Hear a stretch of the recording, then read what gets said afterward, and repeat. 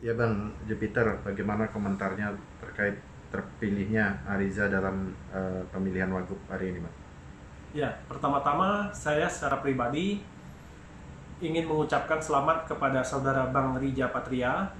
Beliau adalah sosok seorang pemimpin yang memiliki jiwa profesionalisme, kemudian insya Allah beliau adalah orang yang amanah dalam mengemban sebagai Wakil Gubernur DKI Jakarta. Dan saya juga berharap untuk kedepannya, termasuk rakyat DKI Jakarta, yang pertama adalah bagaimana beliau bisa mensejahterakan rakyat DKI Jakarta ini.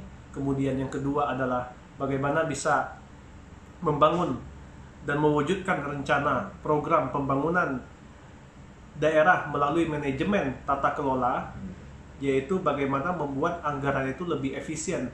Artinya yang selama ini yang kita lihat, jangan sampai selalu anggaran itu terbuang yang sia-sia.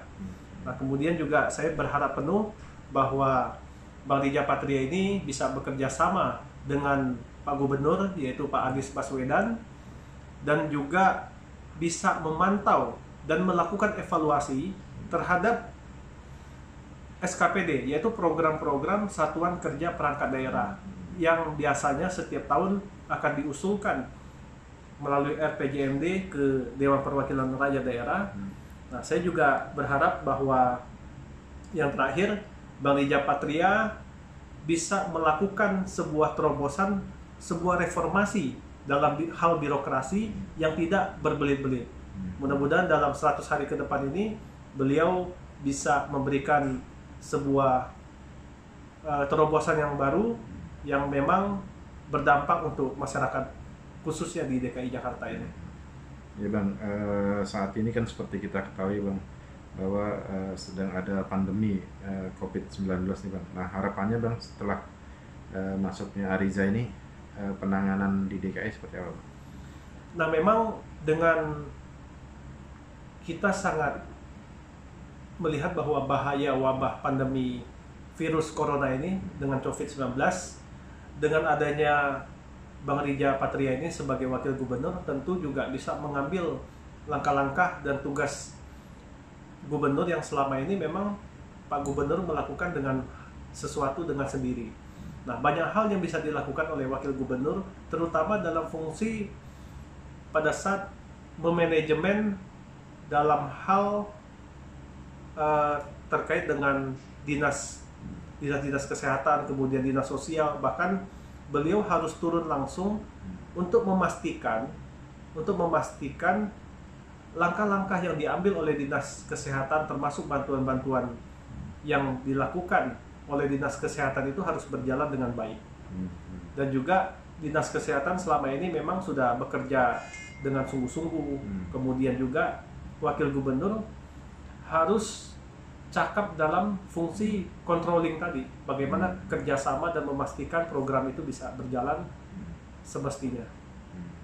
Nah, Abang melihat selama ini kira-kira apa persoalan yang terberat yang belum istilahnya belum terhandle oleh Gubernur yang bisa diisi oleh Ariza Bang?